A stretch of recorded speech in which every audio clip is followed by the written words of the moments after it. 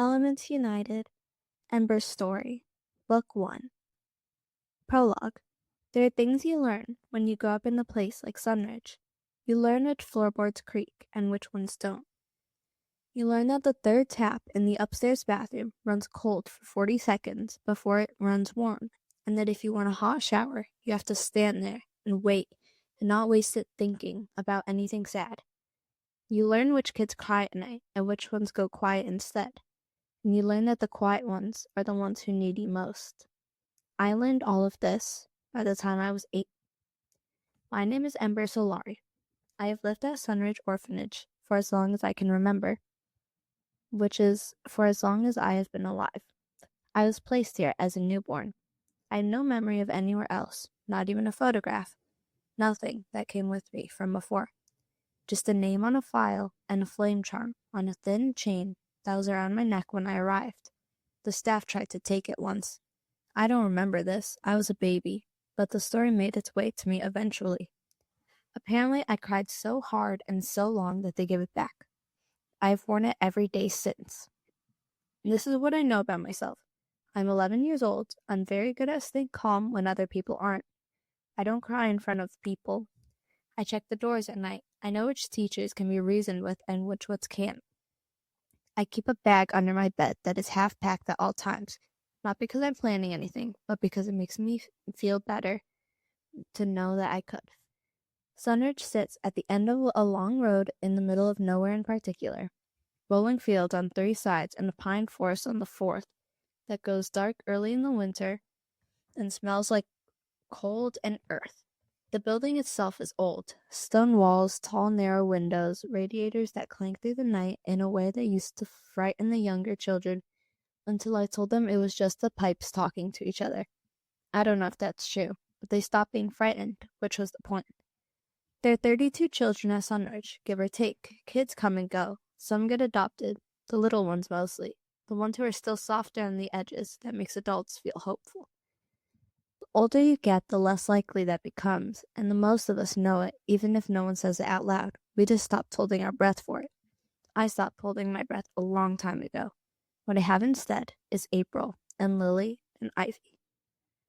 Aprilitas came to Sunridge when she was a toddler, young enough that she doesn't really remember arriving. She's the kind of person who apologizes for things that aren't her fault and remembers everyone's birthday and cries at the end of films, even when she knew exactly how they were going to end. She has a blue clip she wears in her hair that she's had so long none of us can remember where it came from.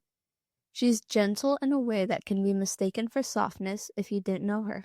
I know her. There's nothing soft about April. She's water, still on the surface and full of currents underneath.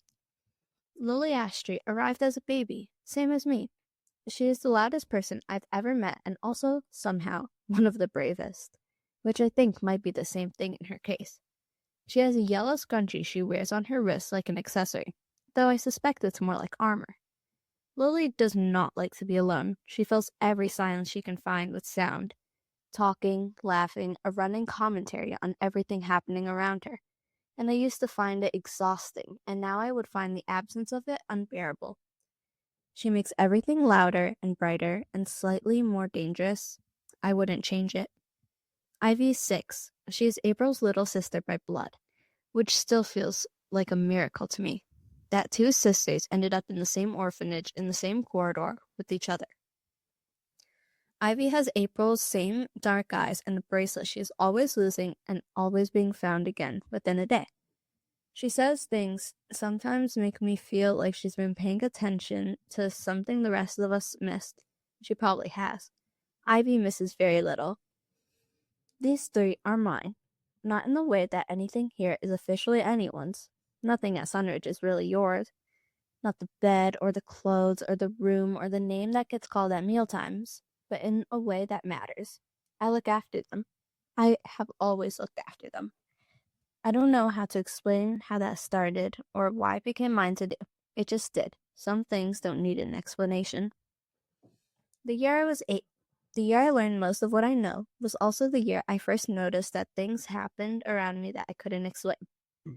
Small things, a candle relighting on its own after I'd blown it out, my hands being unexplainably warm on the coldest mornings. A spark that appeared once, out of nowhere, in the dark of my room after a nightmare. Just a single small flame, hovering in the air above my palm like it was waiting for something. I stared at it for a long time. Then I closed my hand around it. It went out. I didn't tell anyone. I didn't tell anyone about any of it. It happened to the others too. I know that now. Things moved around April in ways that didn't follow the rules. The air crackled around Lily when she was upset.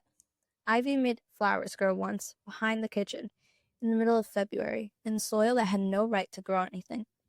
But we didn't talk about it, not directly. There was an unspoken agreement between the four of us that these things were happening, and also that we were not going to be the ones to explain them. I told myself, in the quiet of my half-packed room at the end of a long day, that it didn't matter. That whatever it was, I could manage it. That I would keep it small and contained and nobody would get hurt. I was very good for a long time at keeping things contained. The letters came on a Tuesday in October, 3 years after I saw that small impossible flame above my hand. I didn't know, walking down the corridor that morning in my pajamas toward the row of small mail slots, that everything was about to change. I just saw 3 envelopes, thick ones, with wax seals, and I thought, there's never any mail.